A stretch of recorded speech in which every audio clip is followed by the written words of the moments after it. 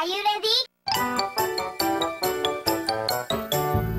Ja sitten toinen mikä on ollut, niin mä en ole koskaan ymmärtänyt tota Jeesus-lässytystä, niinku, että mitä se Räsänen höpöttää koko ajan. Siis sehän oli semmonen omanänsä elämäntapa terroristi. Ihan semmonen, että lahtas tuolla kuule jengiä ja aivopesiä kuule paskaa jauhoa ihmisille. Ihan semmoista höpölöpölöpö juttua ja sinne kuule joutui ristille. Ja kuule, mä oon ihan sitä mieltä, että ne on jotkut ne sen sissikaverit sen sieltä haudasta hakenut. Se on ihan höpö juttuja.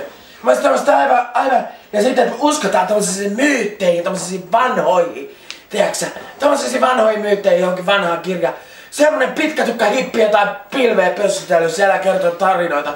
Ihmiset uskoo kaikkea paskaa. Ja toinen on se Buddha. En ole koskaan ymmärtänyt se, että mies on semmonen ylensyönnön näköinen läski. Munkkia pistänyt poskiansa kuule joka päivä ihan sanan konkreettisessa merkityksessä. Ja siellä vaan kuule jengi uskoo ja menee oranssit kaavut päällä kuule johonkin satana messuihin ja semmoista.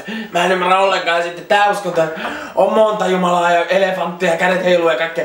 Musta se on aivan siis niin kato, päättäkää mihin uskotte, herranjesta. Mä en ainakaan usko mihinkään muuhun kuin isään, uskontoon ja kotimaahan.